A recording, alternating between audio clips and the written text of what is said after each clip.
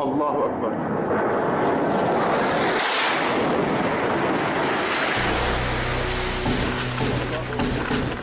Iraqi forces are now launching a major offensive to take back Ramadi, the key city that ISIS... Everywhere you look,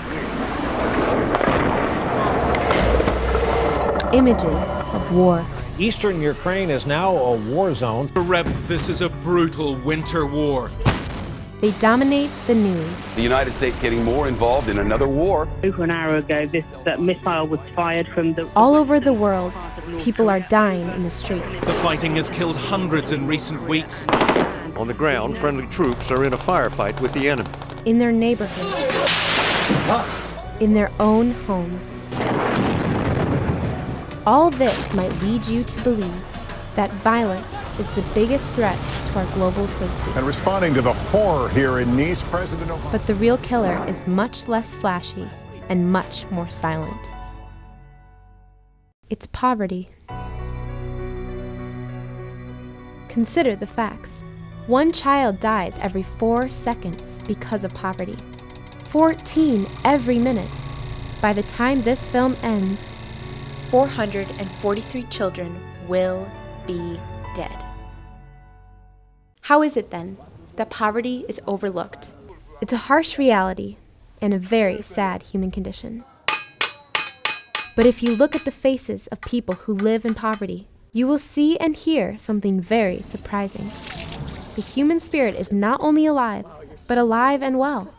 As it turns out, poverty does not define a human being, even in a place like this. Riverton City is a landfill site on the outskirts of Kingston, Jamaica.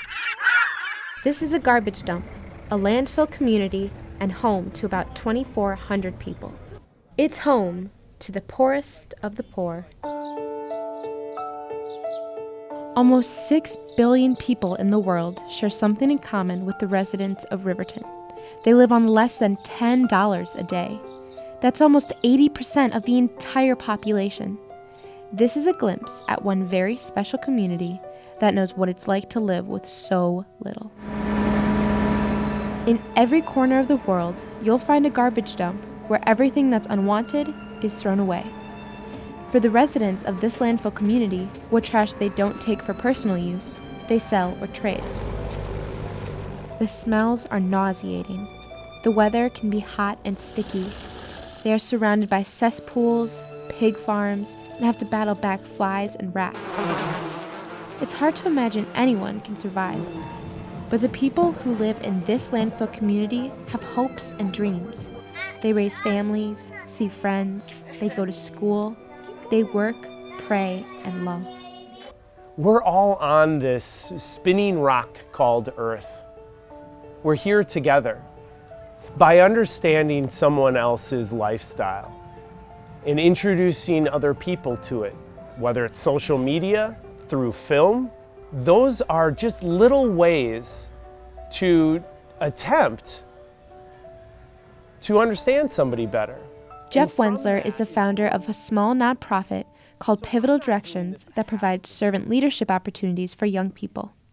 In 2000, he traveled to Kingston, Jamaica for the first time and was introduced to the Riverton landfill community. Every travel book should say, "Come here, meet these people." At the time, Kingston was known as the murder capital of the world. Riverton was, and still is, one of the most avoided areas in the Caribbean. Jeff saw for himself the cesspool trenches, heaps of scrap metal, and mounds of decaying trash surrounding the children and their families. If you go to a bookstore because you're going to go on a trip, it'll say the Caribbean, Jamaica, go to Negril, great resorts, amazing sun-laden beaches, go to Montego Bay, go to Ocho Rios. All of the travel books specifically say, don't go to Kingston, the capital city. Don't go there if you don't have to. When you go to Kingston, on the other side of the mountains, if you ask somebody in Kingston, they'll say, don't go to Riverton. That's where we are right now. These are where our friends are. Jeff saw something impressive and beautiful in the midst of the junk. He saw the hearts and souls of resilient people who have a tireless work ethic, unexplainable hope, and tremendous faith. 85% of people in this Riverton community work somehow off of the dump, whether directly picking, scavenging, recycling from the dump, or whether back in their homes sorting through things, or garbage collection. Somehow, every family is touched by the landfill. Jeff was so moved that he began taking groups of student volunteers here. Together, the students would offer a helping hand, see a part of the world they'd never visit on a vacation, and connect with people who wanted to tell their stories. 7 hours of doing this? Yes. For $10. Wow. Oftentimes, volunteers came to give, but instead they received much more in return. There was more to looking poverty in the face than just lending a helping hand. They witnessed the human capacity to survive in the most extreme conditions. They learned something else here too, that it's possible, in spite of it all, that their newfound friends were living with faith, joy, and even gratitude. Jeff decided this story was one worth sharing. I think if we all stepped out of our comfort zone, every day, what would that be like? Through the years, Jeff was on a mission. Along with his group of volunteers, they captured what was often overlooked in extreme poverty. It's the resilience, spirit, and hope of the people. In order to share this story, Jeff decided he needed to make a special trip. This would not be just a visit. Jeff asked his Jamaican friends in Riverton if he and a small group could live among them. He invited Ryan Anderson, a college student who's studying to be a doctor. Also joining this crew, my father, Keith Donovan, a former journalist and Emmy Award-winning producer, and me, I'm Callie Donovan. You got bigger, you guys. Oh my gosh, how's it going? I'm a senior in high school and have been going to Riverton since I was in 8th grade. Together with Ryan, we've made the journey to Kingston with Jeff many times before, but never made a visit like this one. I think it's difficult to say exactly how someone ends up living in Riverton. I think in many situations, people are here because they were dealt an unlucky hand in life. They were born into poverty. Regardless of how they got here, though, when we take a moment to live amongst the people and to attempt to step in their shoes and to understand who they are, we very quickly can see that there's much more to the people of Riverton than meets the eye. More than 750 million people do not have adequate access to clean drinking water. So, because Riverton is a shanty town, a lot of the sewage from the people of Riverton and from especially the animals, the pigs, the cows, the chickens that roam around, all ends up in these gullies along the side of the road. And in these gullies, there's everything from trash to sewage to water from the garbage dump. Bring it over here. Hey, we'll wash her off over here. Obviously, living next to that sort of situation can have tremendous health effects as well. It's estimated that 842,000 people die every year because of diarrhea. That's about 2,300 people a day. Also, another thing to consider is the air quality in Riverton. Because the garbage dump is constantly burning, or there's tire fires, or just the dust in the air causes there to be a huge problem with sinus. Kids get sinus infections and they get asthma and their nose is always stuffed up because the air quality is just so poor that they can't breathe effectively. They live in a landfill community on less than $10 a day. The needs that they have are immense, but what is interesting to me, what is miraculous to me, is the attitudes that they still have. We've been coming to Riverton long enough now that we don't just see Riverton for what it is physically. We see the people for who they are. Because we've been coming here long enough, the relationships we have with the people are what we see. And it's those relationships who have changed who I am as a person. Hundreds of suburban teenagers have made the journey here. Kids who spend lots of time taking selfies and playing video games. But these young people are transformed by what they see here, and many form lifelong bonds with the people of Riverton and are motivated to return with a new attitude toward life and the responsibility in it. Clearly, there is something special about this place.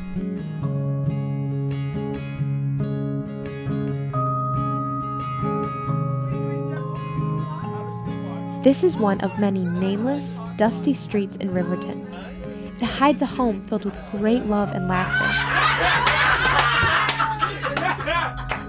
Roddy lives here. He's a garbage man and self-proclaimed funny man.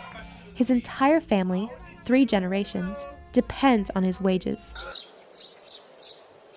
Roddy is always up before daylight to drive an aging truck he rents, maintains, and fixes in order to run his route throughout Kingston, collecting trash from area businesses. His wife Claudette is a community Baptist minister. Over the years, she's kept an eye on the students from America, cooking and mothering the volunteers while they're away from home.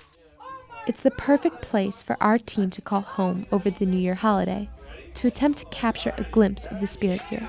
Being as our little humble home is like a little shack. We really, truly appreciate to have you guys because we considered you persons. You have your quite a nice home, I think, and it's okay for you. And everyone would see you as Caucasian persons who they would think, like myself, would be away from all this environment. But you had come on in and you had created fellowship, and it grows to be in friendship. And not only that, you could have come and say, yeah, I'll see you tomorrow. But you have chosen to stay here and not only inside with us. You've been even on the ground on a tent. This is awesome. Very few volunteer groups venture into places like the Riverton landfill community. None stay long. People will tell you Riverton is not a safe place to be. But the group Pivotal Directions returns here every year. Our group found something we recognized from home. Love and laughter. I love to talk jokes. I feel like I'm funny sometimes. And that makes persons around me feel good. If you add a happy attitude or a good feeling towards someone, then it's okay. What is the one thing that transcends all languages? Laughter, right? Yeah. As we sat in Claudette's living room last night, playing, different games that we made up and just engaging in fellowship, being together, I have never laughed that hard in my life. I honestly started crying and I thought I was going to be sick because I was laughing so much. My stomach hurts today. Do it. Roddy invited us to be at his side, a day in the life of a hard-working garbage man, a Jamaican husband and father, trying his best to support a family. We rode on the back of a garbage truck in Kingston, Jamaica yesterday with a friend, somebody we've grown to respect. And he invited us to ride on his truck to see what he did. We want to attempt to walk in your shoes, even if it's for a couple hours. So we did. No bags, just grab stuff. Not how I thought it would be. Right. Oh my God. Cockroaches everywhere. Okay, so I probably will puke before the day's over. Where did that rat go? So how long did it take you to be immune to this smell? Well, I couldn't say, but Tell me a couple hours, right? no, I said a couple of years. Oh man, I can't imagine doing this every day. It's not even that it's dirty and it smells, it's just the danger that comes with this. The amount of things, this is a medical clinic, the amount of things that you poke yourself with. This, you said, is a medical clinic. Look at this. This bottle is very much messy. What is it? Urine. urine. Yeah. I mean, just the biohazards that you have to deal with, Roddy. Suddenly, Roddy pulls out this giant bottle of urine from the trash heap, and it has no cap on it. There's gross things floating in it. He says, "This is human urine. Be careful with it." In that moment, nothing but terror went through me. I was worried for my life. What if one of the pieces of trash that we pick up with our bare arms is a needle and it pokes you and you get an infectious disease, or a piece of metal cuts you and you get tetanus, or any other number of bacterial problems that can arise from handling this trash? Your life could be changed forever. I always talk about pivotal moments, moments that just influence you and impact you in such a way that it just shifts your thinking and shifts maybe even your direction in life. That was a shift. And he truly risks his life for the betterment of his family. I asked him how much he gets paid to do what he does every day. And when he said $10, that changed my life. I came down here with some things in mind to capture the spirits, the hope, a little bit of the hardship, but I wasn't prepared for that. Roddy is like so many people who call this dump home. He gets up every day, goes to work, grateful just to have a job. From his perspective, things could only get better, but he does not have the expectation that anything will actually change. It is not right that people are kicking balls into drainage ditches off of garbage dumps. It's not right that they have to get their water from a little pipe in the middle of the street. It's not right that people don't have adequate plumbing. It's not right that people have to scavenge a garbage dump to bring home food for their kids. And yet nobody complains here. They know, when we talk about stories back home, they know that my life is different from theirs. And instead of saying, I wish I had this, I wish I had that, they always seem to be able to say, I'm blessed. I hear that all the time, I'm blessed. In a world in which every time we touch a $10 bill, it goes right through our hands. And yet our lives have been touched just by seeing how somebody makes $10. Imagine surviving on $10 or less a day. Oh man. Just think what it would be like to bring home such a small paycheck for an honest day's work. The day that a friend of mine down here said that when they did not have any food, the mother had to find a chicken from the garbage truck that came from a grocery store where it was outdated, it had expired, and she had to take that chicken and take a bleach water solution and wash off the chicken to get some of the bacteria off and then feed it to her children. And then when she shared the story with us in front of her kids,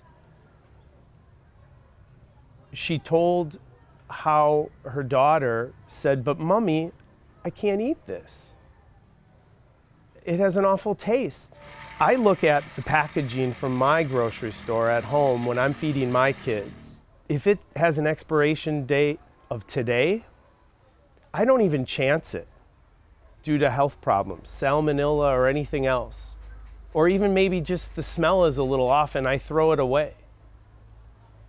To think that it goes into the garbage where there might be a bottle of urine, or there might have been cockroaches or rats or anything else touching it, all mixed together and then transported in 90-degree heat and dumped on a landfill, and somebody else might find it days later to feed their own children? That's wrong. It's not right. Our crew spent time collecting garbage with Roddy. Together, we also work side by side with carpenters, pig farmers, and can recyclers. Every story is different, but also so much alike. The common themes, besides the amount they all earn a day, are faith and hope. As long as I'm alive and well in my mind, I've got to go and find something. I've got to find a way to get in touch with the Creator somehow. Our crew was surprised by so many of the things we saw and the people we met in this landfill community. One little girl in particular caught our eye. So when we met Q first, it was about 3 or 4 years ago.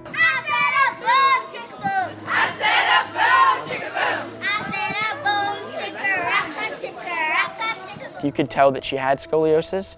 You'd look at her shirt and her spine would curve just a little bit though. This is her spine here. And when the spine should go here, but instead it's have a curve and come back this way.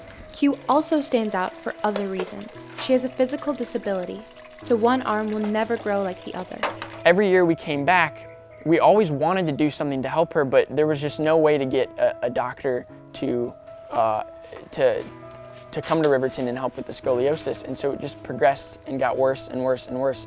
And now it's at the point where it's at where any back brace isn't gonna help her. She's gonna need surgery at some point, and without the surgery, she's not gonna live an effective life because she physically will not be able to move as her condition continues. I love Q so much. No matter the situation, no matter how she born or anything, she's my child, so I do what I can do for her.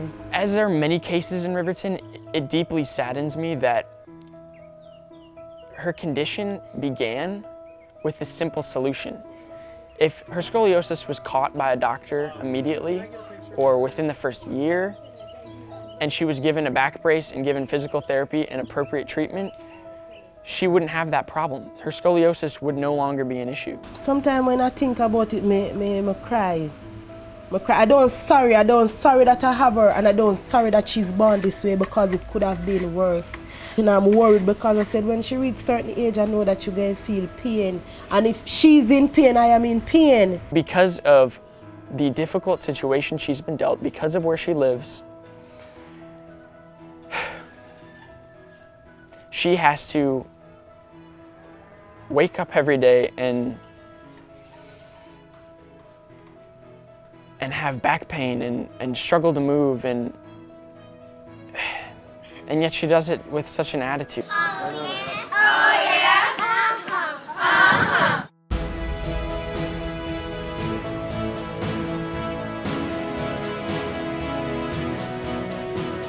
You are special, no matter what the man look on this. You see this? Because you're special, God made you this way. Because it's like how me, I have my two and make me in a special way. So make you in a special way. So you are special. Yeah. What do you think of your mom? She's beautiful, she's wonderful, she's truthful, she's honest, and she's always happy. Q is a very wonderful child, and her self-esteem is up 100%. If you don't look at her, you don't know that this is here. She just act like any normal child, Anywhere she go, people have to say, oh my God, look at her, so pretty, so cute, self-esteem up, everything. She don't make this bring her down, nothing at all. She not let it put her down, nothing at all. I want to be a lawyer when I grow up. Why do you want to be a lawyer? Because it's a lot of work and documents, so I can help out myself. And help others. Help others and my family. Yeah, you can help others. Q and her family are like 80% of the world. They live on less than $10 a day. They can't afford a nice and safe place to live, clean water, good medical care, or even basic necessities. You'd think all of that sadness would put a black cloud over a holiday like New Year's Eve. The people of Riverton are so grateful for what little they do have. They open the doors to church at 9 o'clock in the evening. 3 hours into the night, they're just getting started. In Riverton, there's always music. It's always loud, it's always pumping, you can always hear it. And so as we're walking down the road towards church, I hear this music, and I'm thinking, what music is going on around a church right now? And I realized it was the church. And they were blaring this music, and it was kind of crazy because I've never been to a church like that before, but I loved it. It was awesome, and everybody was so excited to be there and happy. And once we reached New Year's, everybody came up to me and shook my hand, gave me a hug, told me Happy New Year's. And I thought that was so cool because I didn't know almost anybody in that church. We stood there, danced, and clapped, ringing in the New Year. As we counted down from 10, I had this sort of realization. It doesn't matter who I am, how much money I have, how much knowledge I have. If I'm with people I love, if I'm with people I care about, that's the essence of Riverton. It's people looking out for each other. It's people loving each other, people working together to survive. It's obvious that people here don't have much. For some of us, $10 is a regular trip to a coffee shop. For others, $10 is a full day's pay. I'm amazed at what I spend $10 on. And for the rest of my life, I will think about every time I see a $10 bill and how that $10 is earned in different parts of the world and how it can affect a family just to survive.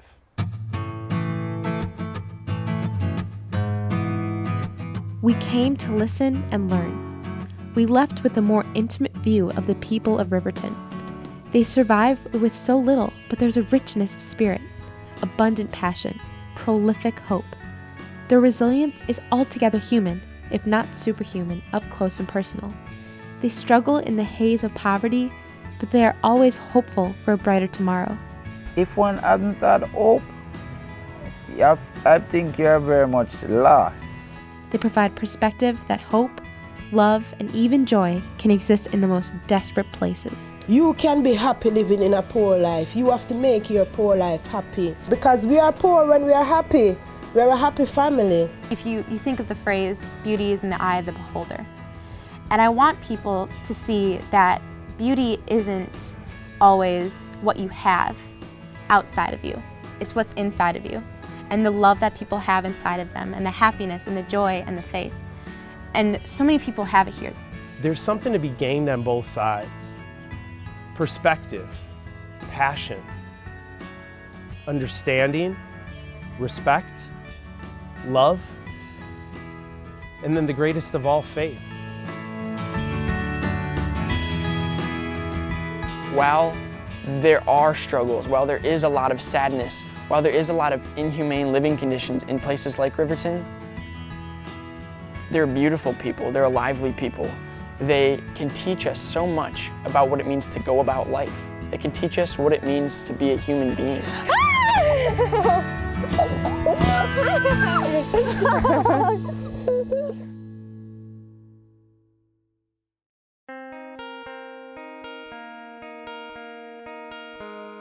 The intent of this film is to start the dialogue about global poverty and the resilient people who struggle with it every day with hope and hard work. We ask you to take a few simple steps. Discuss this film. Our website has discussion starters for all ages. Share this film through social media. Help us to continue the conversation. You can make a difference by taking these simple steps.